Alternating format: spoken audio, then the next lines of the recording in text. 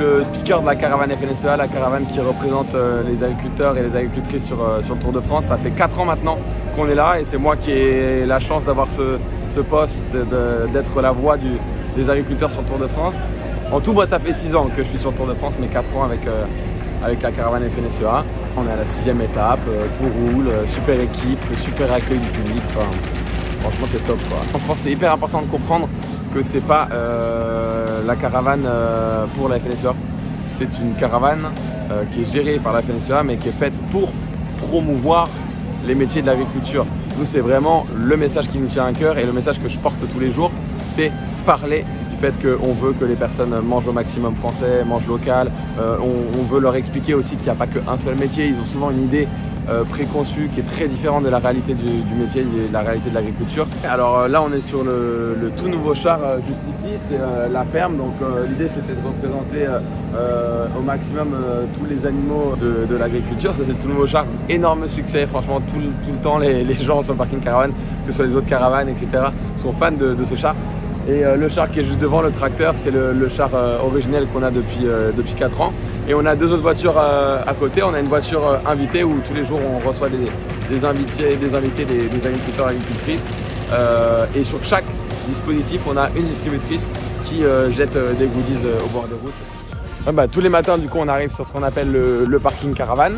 Et là, il y a plusieurs missions à faire. Il faut nettoyer les véhicules à fond, il faut préparer les goodies dans les différents bacs, etc. pour les distributrices.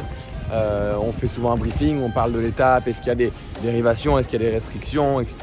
Donc on a un point comme ça, une réunion, un petit café et très important, la chorégraphie. Tous les matins, en fait, toutes les caravanes se rejoignent pour danser, pour faire un espèce d'échauffement. C'est vraiment une hyper bonne ambiance. Salut, surtout quand ça fait des années que tu le fais. Ça va? Ouais, ça va.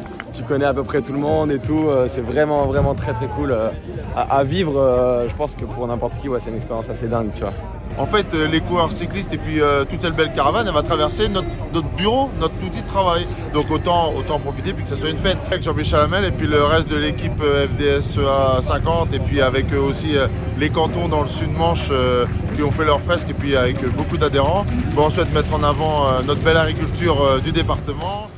Alors déjà, on a été très bien accueillis par une caravane très jeune et très dynamique. C'est peu de le dire.